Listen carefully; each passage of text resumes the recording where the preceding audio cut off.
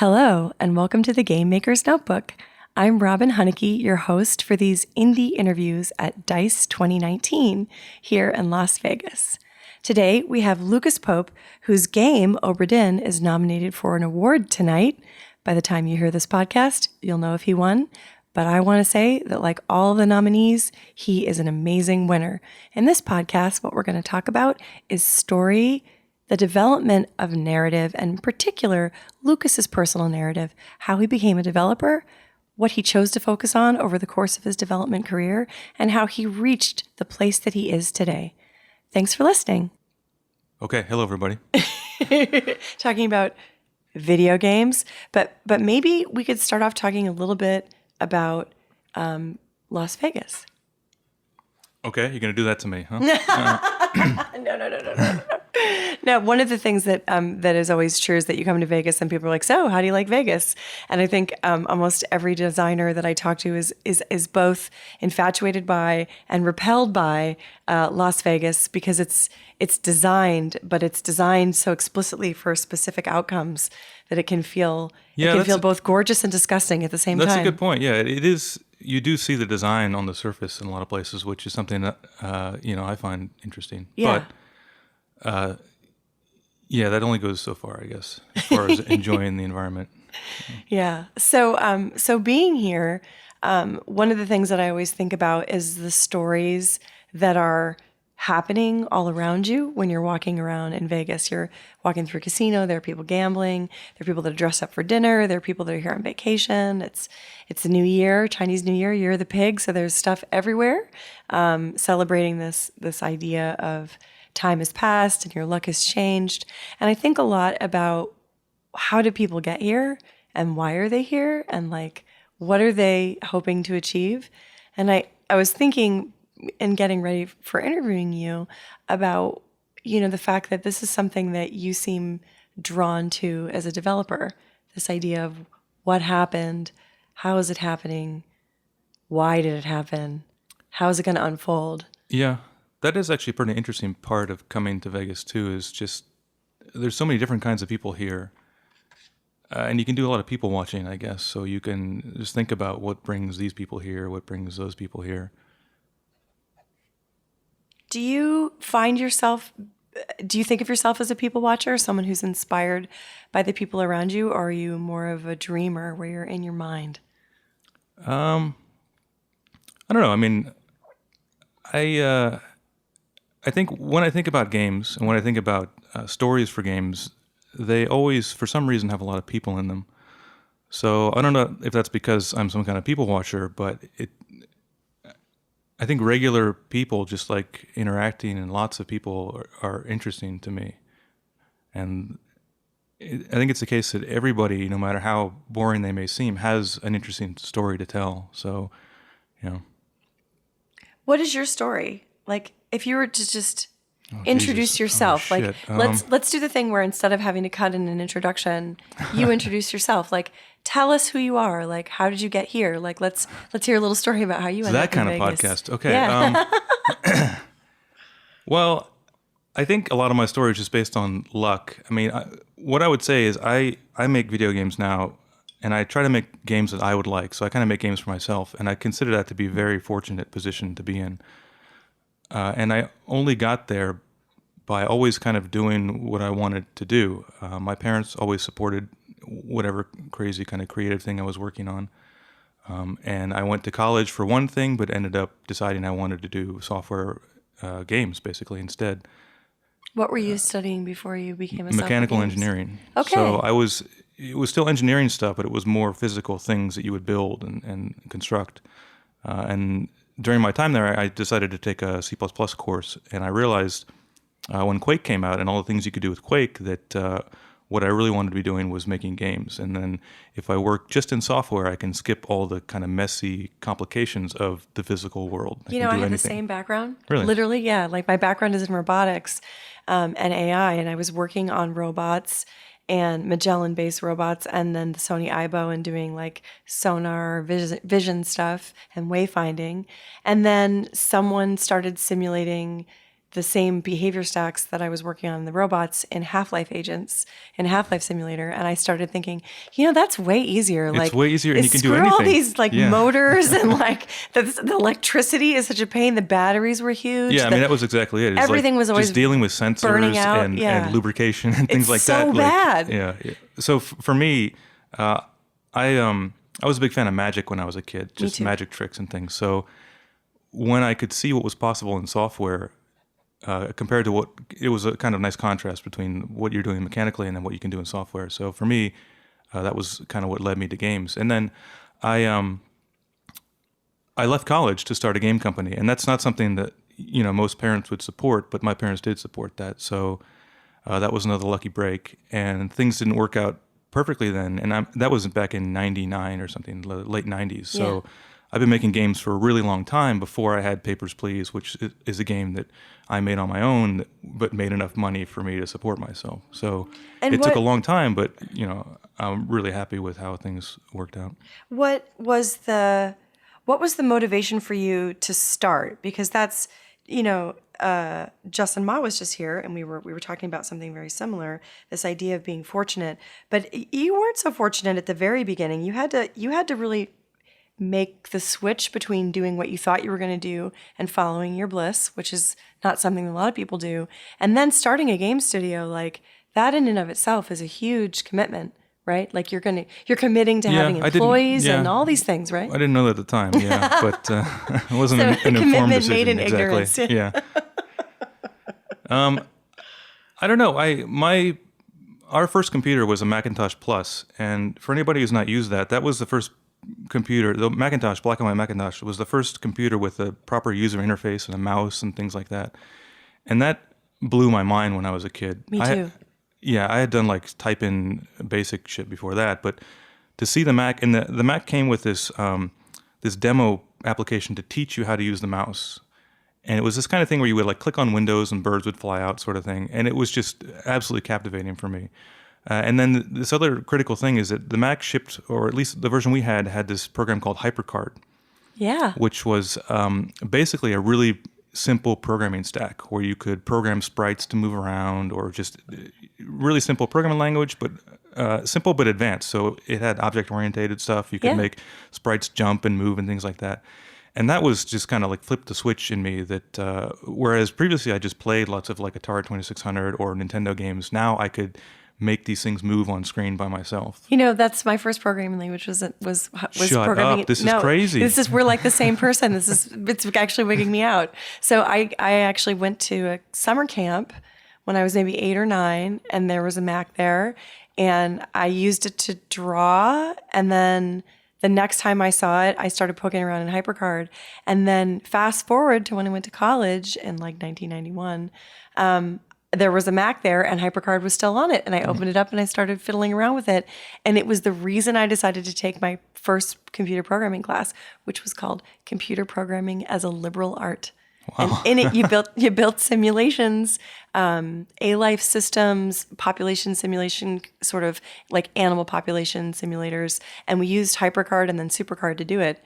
And I don't think I would be a programmer if it wasn't for HyperCard and SuperCard. Yeah, they made it so visual. Right. It was so advanced, and everything on the Mac, it was so different than what you would find on other systems. Exactly. They really they made the focus of it very visual, and also just the sort of organizational structure of it based on these cards. You could program a card which could do anything, and then you could flip to another card any other time. So just the way that it was structured already was set up for you making small things or big things or whatever you wanted. Yeah, it was really brilliant. And it's funny because until you just said that out loud, I didn't realize that my next game is totally influenced by that exact paradigm. Yeah. Yeah. My next game is cards all the way down and all the way up. And I never thought about it until just now. But this is a visual programming thing that a lot of people don't get exposed to programming in this way. Yeah. Do you feel that it shaped the way that you build now?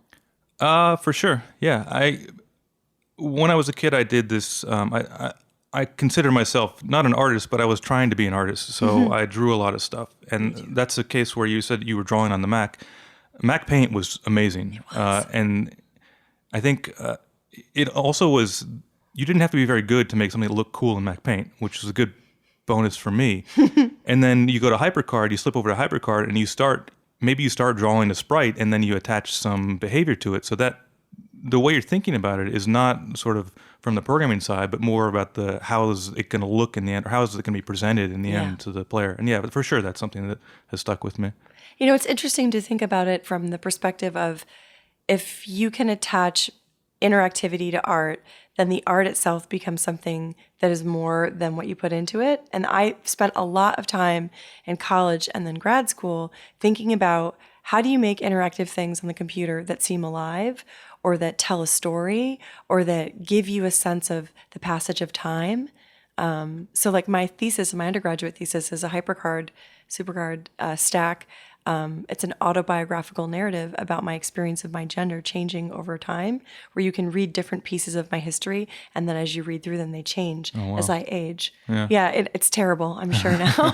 If I went back and read it, I wrote it when I was 19. But I was so motivated to explore that notion of something changing over a period of time that was personal to me and communicating how those things changed. So maybe one of the reasons we're both really interested in this space is because of this very early seed. So when you decided to start making games for real, did you just go off and start making story-based games? Like the studio that you built, what was it like? No, definitely not.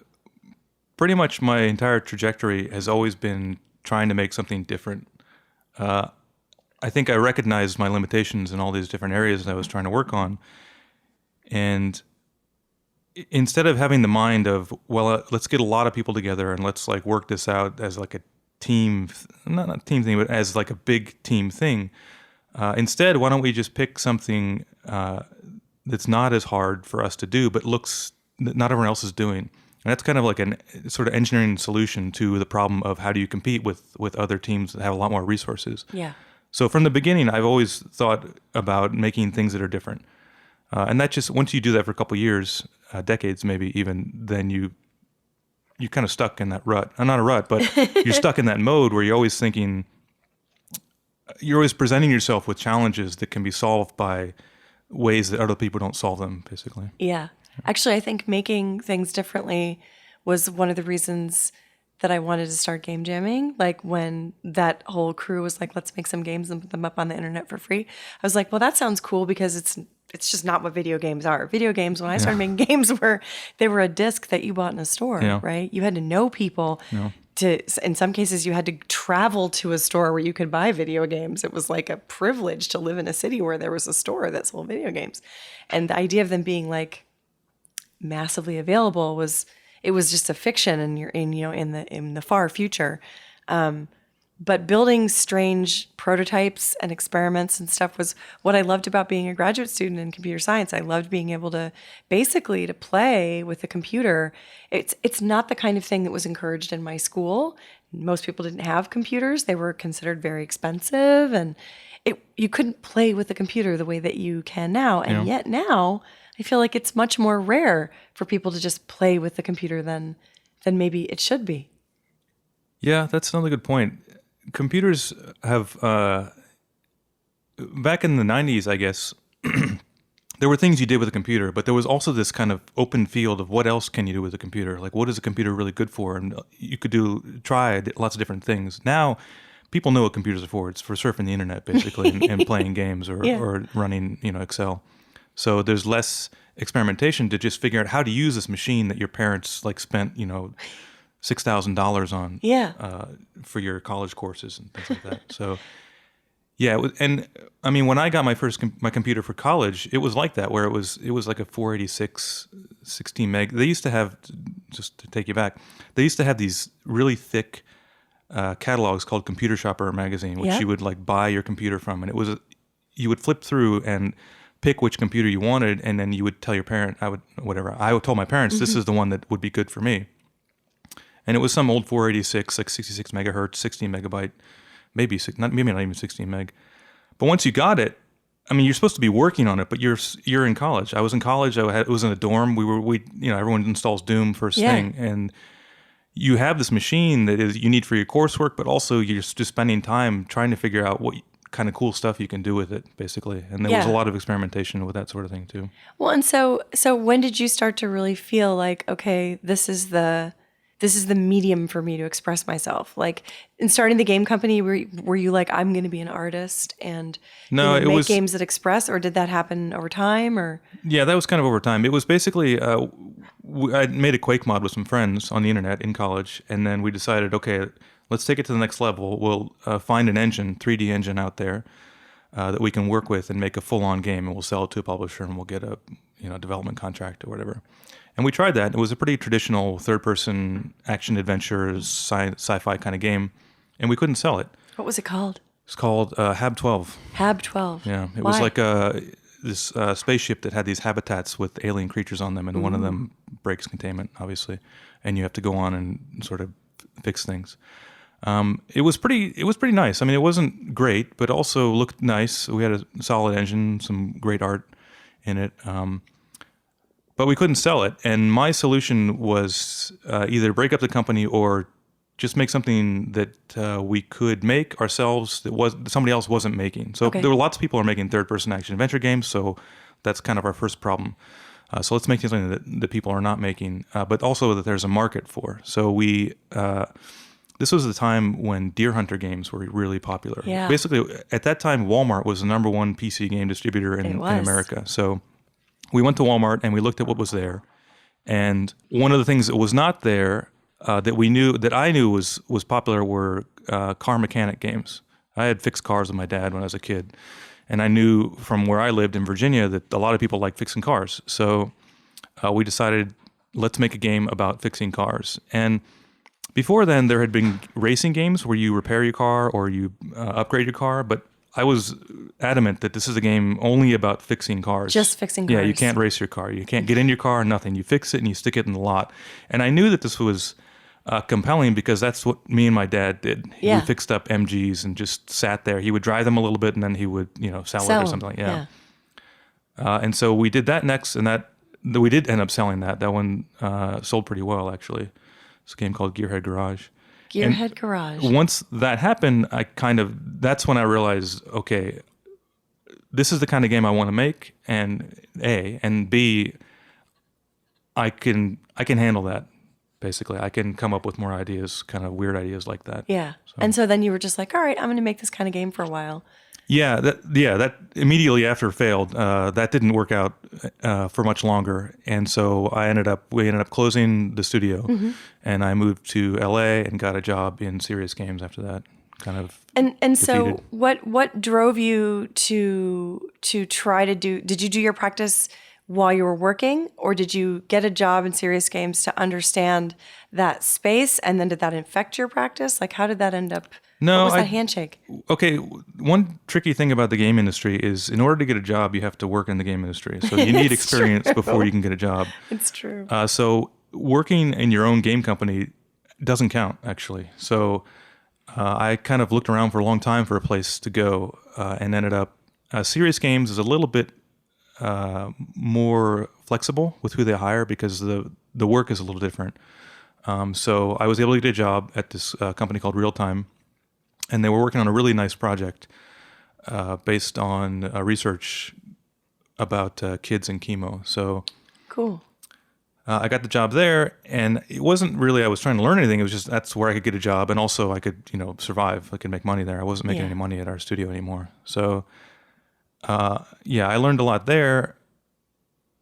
But that was a pretty traditional, as far as games go, the construction of that game was pretty traditional. So I wouldn't say I learned a lot of experimental stuff there. And when did you start feeling the urge to write Papers, Please, and basically start designing that? Well, that and wasn't building for that? much later. So I worked there for a while. Then I moved to Naughty Dog, where I worked on Uncharted games. And then I learned so much at Naughty Dog, but always kind of had in the back of my mind that I want to be working on smaller experimental games. So it's when I left Naughty Dog, my wife is also a game developer. So we decided, let's try to make independent games together for a while. And we did for a while, and things were okay, not great, not terrible. We were able to at least survive on our savings for a couple years. And then I had basically one last idea that I wanted to do before I went and got a job because my wife was pregnant at the time. So that's kind of the last moment you have to get your shit together, basically. And that idea was Papers, Please. And it was, I worked in, when I left Naughty Dog, I went to Singapore actually and worked for a year with a friend. We both worked on this PlayStation game. And we lived in Singapore for a year and traveled a lot around Southeast Asia, basically. And so I had gone through a lot of immigration checkpoints at airports and things for the U.S. and for Indonesia and Thailand and Singapore and Japan. And I just, at some point, kind of recognized the game side of what the inspectors were doing by just checking documents. And I thought, well, just correlating information on documents looks like it could be like a fun thing. You could gamify that. And that's what led to Papers, Please. And it exploded way beyond my expectations. Once I had the mechanics down, I didn't have an idea for a story, but once I had the mechanics, I sort of saw the potential of a story and tried to weave that back into the mechanics and work out something that would be different and new. And so the idea was I would finish Papers, Please, and then release it. It would sell a little bit, and then I would go and get a job back. Maybe we would move back to the States, or I would find a job in Tokyo or something like that. But things worked out that it sold well enough that I didn't need to find any other job. And when you were initially experiencing this like change from working at a serious games company to Naughty Dog, and then from Naughty Dog to working on these prototypes on your own, did you understand that you were collecting experiences that would inform your practice, or was it more like it just happened and then later you look back and go, oh, that was a good time, If I had to, no, I would definitely say if I had to give anything credit for sort of my system, my processes now, it's Naughty Dog. Yeah.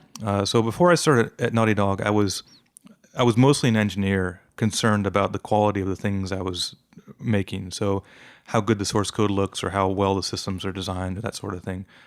How fail-proof, like fault-proof they were. When I started working at Naughty Dog, everybody there is really, really good. But they're not good just in the way of they make great systems and great code, but they know they're very focused about what matters when you're making a game. So they won't get lost in making the perfect code if it doesn't matter to the final result. And so finding that what you're focusing on and then sort of efficiently directing your energy was something that I learned at Naughty Dog.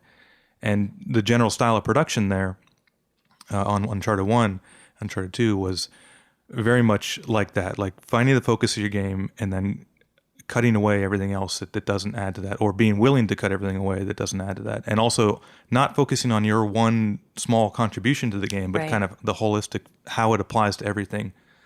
So that kind of let me cut loose or cut away the very OCD focused engineer side and realize that, like, what was really important in the game was all those other things, the kind of the bigger picture. And that has been absolutely critical in making games on my own, basically, to find a focus and to solve the problem, the resource problem, instead of the more, I don't know, the game, how is this game going to look, or how is it going to look underneath, or what systems am I going to build to make this game? This kind of perfectionism is something that Justin and I were talking about earlier. I think it's a really interesting surface. I also went to AAA games and then ended up going indie. And by the time I left EA and went to work on Journey, I think I had learned a very similar thing, which is that there are reasons to do things. And then there are reasons. Yeah. It's like you can be having a production conversation about a feature set and the lead engineer will say, well, but if we do it this way, no, will happen. And you can say, well, yes, but if we do it the other way, we'll lose another 6 weeks. And it doesn't really matter to me if it can't do these 3 edge cases that you're talking about. Yeah. What matters to me is that it's in the build that's going for review next month. Yeah. And so you need to get it done now. It's more important that it influences these 3 systems in this way than it is that it's perfect. Yeah. If we really need it to be perfect later, we can always go back and fix those edge that was cases. exactly the kind of the setup there too, is that you get it in as quickly as possible. And then they had this really unique system that I've never heard of anywhere else, where the build was live all the time. So when an artist makes a level or a piece of level and checks it in, it's live for everybody in the studio. They don't work on their own copies of things and then check them in when they're perfect. So when things break, everybody knows right away. and that kind of sets up this motivation to get stuff in as quickly as possible, even if it's not perfect. You get it in, and then people can put the control in their hand and start messing with it right away. So yeah, that's not exactly how I work, but that sort of cycle of what's important here is how it's going to play in your hand, basically, not what you've done to get it there. It's a very difficult thing to teach. And so do you work by yourself now mostly? How? Yeah, I work by myself exclusively. Okay. And so I teach, and I also, Phenomena has like 30 people, and a lot of the people that I teach and interact with and also work with at Phenomena are young. And one of the hardest things to tell a young person who's making games is that it doesn't matter if it's perfect. It matters if it feels good. Yeah. This is like, please help me. Yeah, I have no idea. By describing this in detail. One of the reasons I work alone is because I can't describe this. I can't manage people, and I can't. Yeah. I don't teach for that same reason. The whole purpose of Well, I mean, for me, I think one very important way to teach that is just to make them finish a game. Yeah. Like finishing games is absolutely critical to learning what to focus on. Until you finish a game and look back on it, you have no idea what was important or not. And one of the things that comes up all the time for me is when I'm starting on the game, I think this one thing is super important, like critical. It's going to define the game. Yep. When the game finally comes, when I finish it, I realize that was like the least important thing. It had no effect on the actual quality of the game. And it's impossible to teach that or to learn that until you actually go through it and you finish the game and you look back on it. And one of the cool things about Naughty Dog is when I was working there, we finished Uncharted 1 8 months after I started. So that like, there wasn't a long time where I had doubts about whether things were going to work or not. It was moving so fast, and the game came out and was awesome that it gave me like enough time to remember all the shit that I was worried about didn't matter at all, basically. Yeah, this feedback loop is the same thing that allows a game that's systems based in the ways that yours are to feel interesting over time, right? Yeah. It's that same feedback loop of try something and then immediately get feedback. Yeah. Try something and see what it does to the narrative. Try something and regret it, right? So when you start to think about something new, like let's talk about the transition between Papers, Please and Obra Dinn. Like how did you handle that gap? There's always this gap between like you finish a thing, it blows up, gets to the place where you're starting to need to do the next thing, and there's an energy that builds, or there's like a motivation. Yeah. What was that like for you? Well, for Obra Dinn, I had been thinking about making a 1-bit rendering game, a 3D game, for a while I was working on the localization for Papers, Please. So I released Papers, Please in English only, and I spent about 4 months on the localizations for it. It was a tough game to localize. But during that time, I was thinking I want to try my hand at 3D, because I wanted to get back into the 3D pipeline, because I believe in the potential of VR, basically. So I wanted, let me get ready for 3D, get ready for VR by doing a 3D project. But I don't want it to be impossible, and I also don't want to compete with most other 3D studios, so 1-bit would be perfect, basically. And jumping into it was pretty easy. Once I had finished Papers, Please localization, jumping into it was pretty easy because I was switching engines, so there was a lot of new stuff to learn. I was switching tool sets. I had to learn Maya. There was like so much stuff to learn that I couldn't really, I couldn't slow down, basically. And it was one of the things I love about making games, and one of the main reasons I make games is because I'm constantly learning new things. Yeah. So that was just a lot of fun the first year or two of just like learning how to make this game. This is something that I've had to explain to people repeatedly when they ask me why Phenomena works on VR and AR titles when the market is so small, and why follow, why not just keep making PlayStation games forever? Why not just keep making a walking simulator forever, like Journey 2, 3, 4, and the answer is totally that you learn by having to use new hardware, you learn by having to solve design problems in new spaces. Like the design problems you have to solve in VR and AR are huge. Yeah. You're really redesigning, especially in AR, you're redesigning the way that people experience time, space, and physics. Like you can completely ignore so many of the things that normally constrain your physical reality. Yeah. And it's all around you. What an exciting prospect. It's also terrifying because if you're not careful, you can recreate, hey, computers are for browsing the internet and playing video games, and this new tool can become just so limited, right? Yeah. But that learning process is, I think this is something that a lot of designers have, the urge to continue to learn, whether it's new subjects, new tools, or both, right? Yeah. Yeah. For me, I will almost like try to create problems that I don't have any idea how to solve them, just so I can learn about the the fields or the academics or whatever that are required to solve them. Yeah. So, yeah. Are you a book collector? Do you like to read? Or are you an I'm internet not going to reader? go that far. I read a lot of stuff researching Obra Dinn, but yeah, I'm an internet reader kind of guy. And what did yeah. you research? What was the thing that fascinated you the most in that process? So there were a lot of good books about sailing ships, trade ships.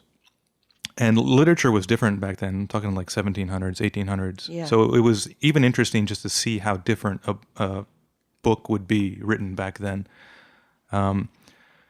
But mostly a lot of the research was about how the ship would be constructed and how the people would be using the ship or sailing the ship.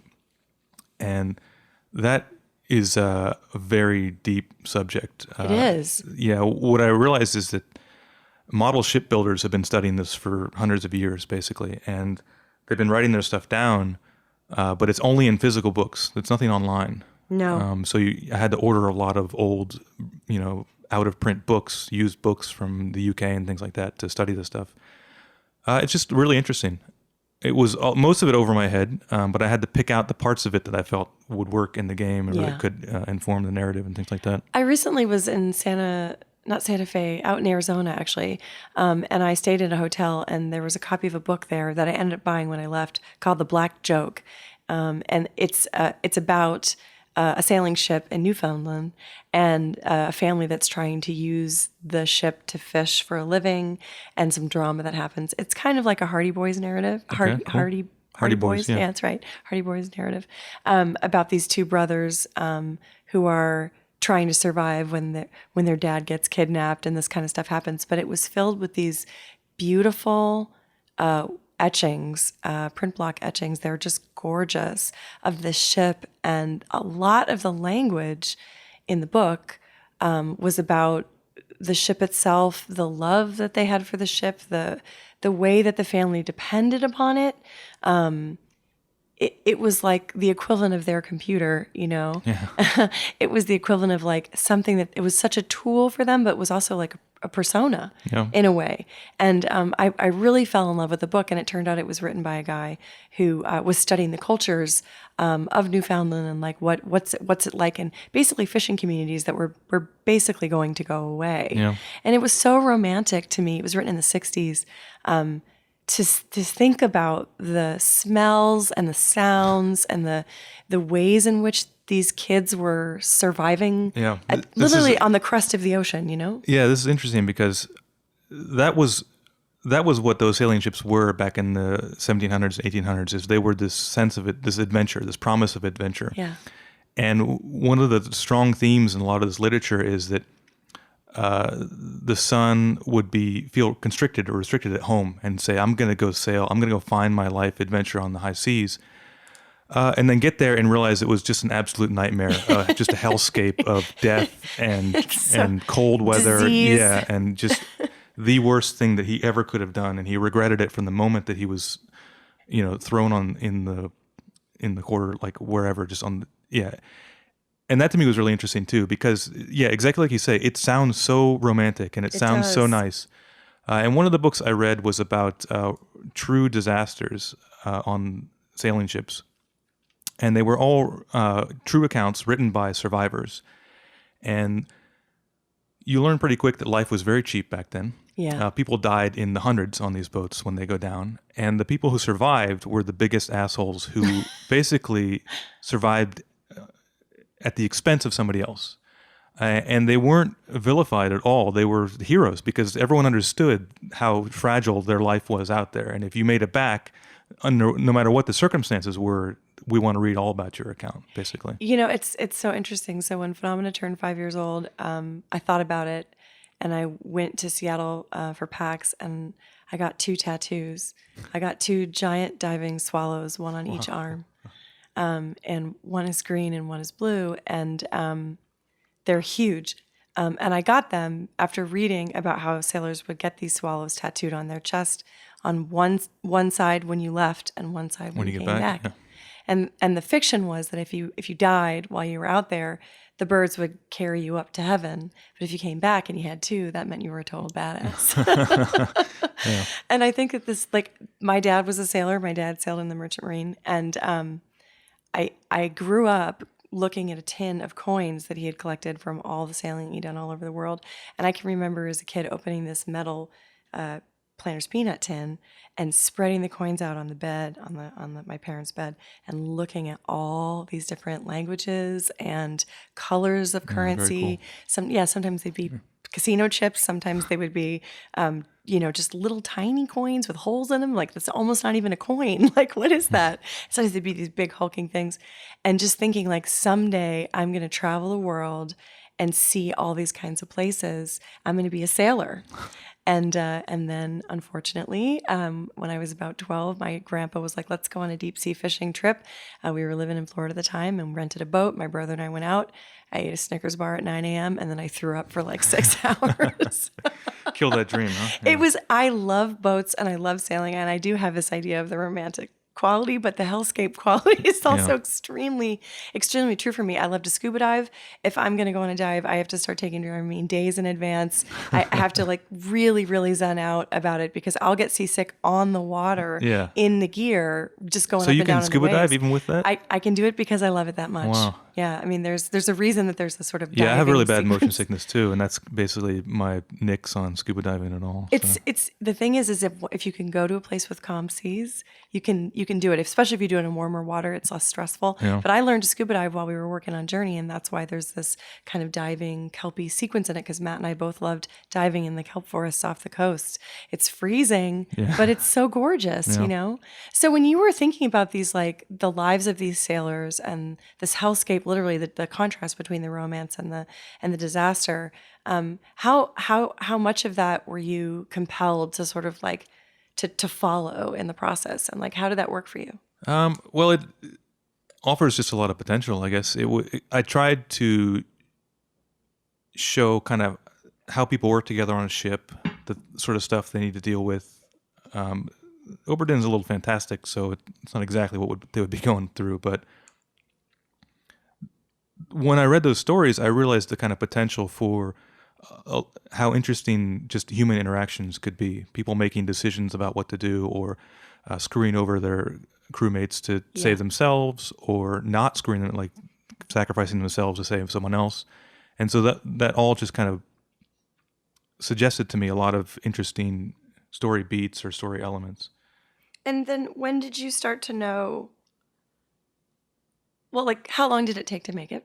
It took 4.5 years, so a long time. And did you expect it to take that long? No, I thought I'd be done in 3 to 6 months. Okay, so this is like the conversation that all indies have, right? Yeah. You start off with the idea, you think this is doable, I can manage this, and then 4 years later, you look back and you go, wow. As Justin said in the last podcast, I just got a degree in this story.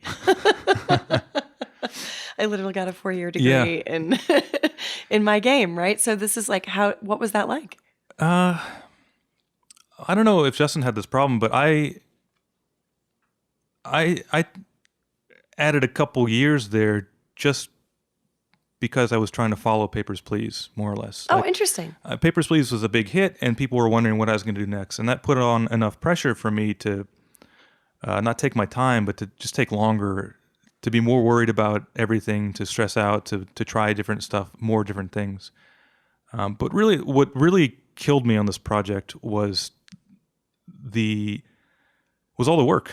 It was really just a straight up amount of work of like modeling all the characters, modeling the ship, doing all the sound effects, all the music, writing all the code, doing all the audio. That design wise, I had the components for what would make the game, and I stuck them together in different ways, and finally came up with something that worked out okay. But just the level of production resources required for it. And I was using Maya, which is not kind at all to a small studio, and especially not to a single person. So I didn't have the ability to put up with things the way that most people do with Maya. So I would spend a lot of time engineering solutions to things And I'm a tools guy at heart, so I built a lot of tools to help me make the game, and that takes time. It does. And it's a different kind of game than most games because all these flashbacks are in the same location. So I modeled one ship, but I modeled it across 50 different flashbacks, and the way the ship articulates, and the way that the characters change or change their clothes or get injured or whatever in different scenes. All that is pretty, I would say, non-standard for what games do. So a lot of my time was just spent figuring out how to take these tools that most people use, like Maya or Photoshop, and then make the game that I want to make using those things. Yeah, this is the challenge of being someone who wants to tell a story with some kind of fidelity, even the one-bit approach. Right in the end, we were talking about this a little bit today as well, and this idea of like there's this huge spectrum. So there's like the Naughty Dog or like, Insomniac kind of size team that's like, okay, this is the target market. Here's the story. We're going to build this amazing game and we're going to go for it. And then way down here, there's like Justin and Matt working together on a game, just two people or one person, like Jake working on Gorgoa for 7 or 8 years, painfully hand rotoscoping, thousands of scenes and then cutting them and putting them back together. And like in the middle are all these other ways of developing, and like where you are down at the far end of the extreme with this core group of people that like is so dedicated to making a single thing. Did you ever think about like hiring a bunch of people to do the modeling and like trying to build up a studio again? Like you've had the experience in the middle and you've chosen the far left. For me, why? Well, it was way harder making it by myself, but I also benefited from a lot of efficiencies of being the only guy working on a game. Like what? Well, everything's in my head, so I don't need to explain to a sound guy or anybody else what's happening in the scene and how they should map it out. I can do everything a little bit, so I'm a pretty bad micromanager when it comes to that sort of thing. So for me, a lot of times it's easier just to do it myself. But also, my idea of the game is changing kind of frequently. So when you have to tell other people that things are changing, or when you have to cut other people's work, that's really difficult for me. It's easier for me to just cut my own work or to change it in my head and start doing things differently by myself. But those efficiencies of having everything in my head are pretty striking, especially for Obra Dinn, where I was making a different kind of game with a different kind of visual style and a different kind of pipeline. I had control over the beginning of the pipeline and the end of the pipeline and how it comes out at the other end. So when I'm, for instance, like making a texture in Photoshop, I know exactly what the shader is going to do to each of the RGB channels on that, and exactly how I'm going to combine that with everything else, and exactly how it's going to look on the screen of the player at the end. And that's pretty powerful stuff when you need to optimize what you're working on. Yeah. So you have like an extensive knowledge of the systems in the game that aren't even built yet because they're in your head. Right.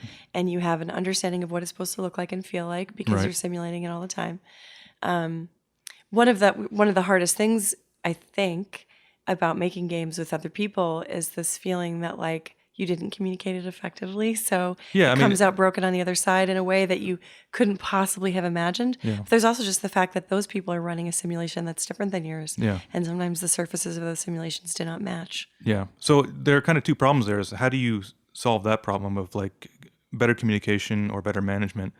And then the other problem is how do I make it so I can make this game by myself? And so of those two sets, I just decide, okay, how can I scale things back, or how can I build a tool that will help me just finish it by myself?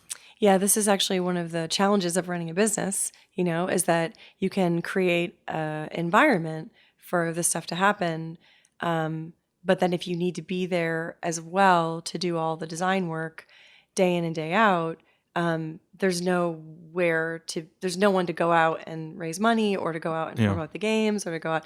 And so it ends up being that you have to build a crew of people that you can kind of decompartmentalize individual components of it and then find and raise designers and producers and artists and programmers and sound designers inside that can do that. And that's a really long process. It's complicated. Yeah, I think that's the kind of thing I would probably be doing if Papers, Please didn't do so well. I mean, I'm very much a product of what I've done before. So because Papers, Please was successful and I didn't have a biz dev guy and I didn't have a team of programmers or a team of artists and, I didn't do any big marketing PR push, it's hard for me to mess with a formula that's working. And so far, I mean, there's no reason for me to screw with it. And I feel No. lucky because I enjoyed working on Papers, Please.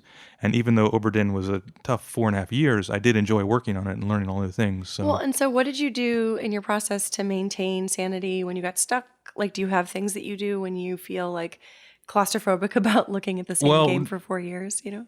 my usual thing was just to switch disciplines. So I would be working on programming and I'd get kind of tired of it. So I'd switch to graphics or music or something like that. But really, what made Obra Dinn possible is the fact that I have 2 kids and a wife, and was able to rely on them to sort of show me that there's more to life than making games. And not just that, but my family cares about me, and they don't really care about my game. Not to say they don't, like they're going to like the game because they Sure. like me. Yeah. So if the game sucks and it fails, they don't care at all. They're mostly worried about how I feel about it. Yeah. And so once I kind of realized that my family to me was more important than how the game turned out, it got a lot easier. So it took me a while to get to that point. And until that point, I was really worried about how to follow up Papers, Please, and what do I Yeah. do, and what if this is not perfect? And then I realized, my kids are growing up while I'm worrying about this shit, and they don't care about it now. And they may look back on it and remember those times, but what they'll remember is, that I wasn't there and I wasn't happy. So I decided, well, I actually enjoy spending time with them, and that sort of that gives me so much strength, I guess, to work on the game, that I'll just keep kind of puttering along on this, keep doing the things I need to do. There was so much stuff I needed to do on Obra Dinn that wasn't. It was kind of rote. I wouldn't say rote, but it was like, this needs to get done. I need to make 50 of these scenes. Need to model these characters. Yeah, you had your it was, list. Yeah, it was bordering on brainless. So I could work on those things without stressing out too much, and then kind of just fall back on my family. On spending time with them. I think it's a theme that I've been hearing a lot lately with independent developers and developers in general. But like, I also have really, over the last couple of years, especially, I think, have learned that like having people that love you in your life, who care about you and believe in you, regardless of whether your game is successful or whether your company is perspective helps a successful, lot. Yeah. it really does. And I think that sense of unconditional love that comes from that kind of closeness, especially with kids or a partner, it's indescribably critical. And it's another one of those things that you cannot tell young people. Like you cannot tell people. I would say, how it's one of important those it things is. where you should go for a while without it, because, I'm pretty old, and now it's the best thing that could ever happen to me. If I was younger and I needed to work, 3 days in a row on a crunch, it would be a lot harder, honestly. So, there was kind of a point when we had kids when I realized sort of the scope of life or whatever, of like work and how you sort of balance that sort of thing. And I think you reach an age where you realize like what's important is the people in your family who are close to you. Because before that, you're driven about how are people going to remember me? How can I make a game that people really love? So it took me a while to get there, but I got there working on Obra Dinn. So, Do you think it had an influence on the story itself, that process? Maybe a little bit. Like I found that once I had kids, the way I experience media is a little different. So now when in a blockbuster movie, when a kid gets kidnapped, it means a lot more to me than it used to. Yeah. And I was kind of going that direction anyways before I had kids, but kids intensified it for me for sure. Having kids in that sort of situation made it more, made me realize how relationships can affect stories, or how important relationships can be when you're telling a story. It's interesting too, because relationships shape the way we perceive ourselves. They shape the way that we perceive our work and our ability to work in a way that it's not often respected in capitalist cultures. It's a really difficult thing to explain. I mean, this is something I talk about all the time. Like people say, well, why not move Phenomena to the middle of nowhere where the rents are low and la, la, la. And what I say is there are lovely, beautiful, artistic, creative people living in San Francisco that deserve to earn a living wage, to be in a city where they feel safe and respected and can be with their loved ones. And like, it doesn't make sense to make games like like they're donuts, Yeah. just in order to be able to make more of them. Yeah. That maybe making fewer things and spending more time on the journey has an impact on the content. Yeah, one of the things I really like about the last 5 or 10 years is that games are getting easier to make, with things like Unity. So you have more people making games. And just that field has expanded so much now that you can make games and be happy. And you can make different kinds of games and be in a situation where you're not just worried about going to the office and working on a game. So, yeah. This is such a valuable thing to understand and also to communicate, I think, right now, because there's a lot of talk about, the mobile games market is collapsing, or it's like getting really hard to get over the fold on stores. It's difficult for independent people to make a living. It's even difficult for, for some corporate game companies to really big companies with deep pockets to make hits consistently. But I think it's kind of always been this way. Yeah, it's always been hard. It's always been hard. Yeah. And this is like the perspective that we have as a culture of developers now can be about sharing the fact that it isn't just like an idea comes fully formed into your head and then you just make a list and then you make it. It's the way that we market games is often like, hey, look, this new thing is available. This person thought of it. They're going to tell you all about it. Now buy it. And it doesn't really communicate the process, which in a way devalues the work. Yeah, I guess that's kind of a downside of it being so easy to make games. There's a lot of games. But for me, that downside is much shallower than the upside of you just get more kinds of games from more kinds of people. And when I had the idea for Obra Dinn, it was a lot more complicated, but the core of the idea was instead of killing people all the time, which is what most games do, Yeah. you would be dying all the time. And so it was more about the death than the killing. And that's the kind of bullshit indie idea that you can make games out of now that you couldn't before. You couldn't make games because there was no market for it. But now you've got online distribution. You can find people who will like your game if you can find some weird game. And to me, that's huge, basically. I mean, because the AAA stuff, the safe bets still work and people still make those games, but there's this potential there for people to make more personal games, more experimental games, and to actually make a living doing it. So. Yeah, when you look at games like Orago or Florence, all the games that are nominated in these awards that are made by smaller studios and independent studios, what you see is there's heart that you can see in games now. In a way, it's like there's a genuine communication that comes from a few people collaborating to say something together that is just as compelling as a lot of people building an amazing carnival experience that takes you on a super journey. They're both really valuable, but it used to be that the primary experience was get on this amazing ride and ride through this amazing theme park, not, hey, can I tell you a story? Yeah.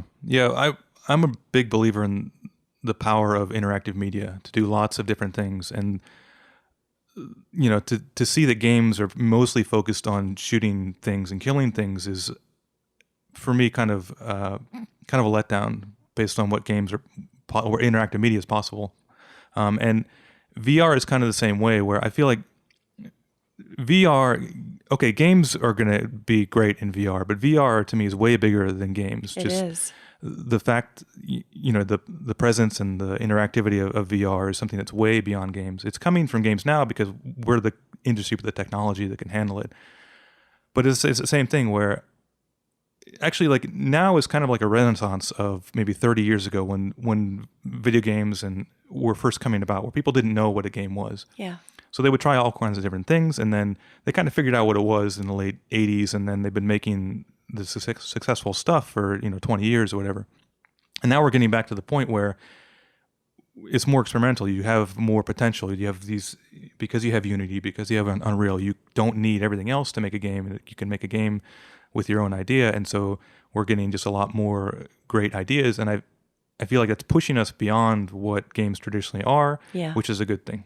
Actually, I would say that you can go even further than that and say with tools like PlayFab or Spatial OS, these things that people are developing that help us distribute content in the cloud as well, there's like a huge potential for massively multiplayer games Yeah. to have a huge innovation wave. I'm really excited actually by the potential of both AR, VR, and online play and connectedness becoming mechanics that we play with the same way we've now started to play with 2D versus 3D and like shaders. And we're getting more and more comfortable with the vocabularies of connectedness Yeah. than we ever have been before. And I think that's really great, you know?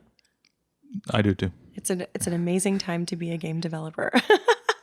And on that note, I think we're going to say goodbye. Do you have anything that you're going to be doing in the next little bit? Like, are you going to be giving a talk at GDC? You're going to be anywhere where your fans can see you, that kind of stuff? I'll be at GDC showing Obra Dinn. I got nominated for IGF, so I'll have a spot there showing the game. And that's pretty much it. Okay, great. It was really fantastic to chat with you today.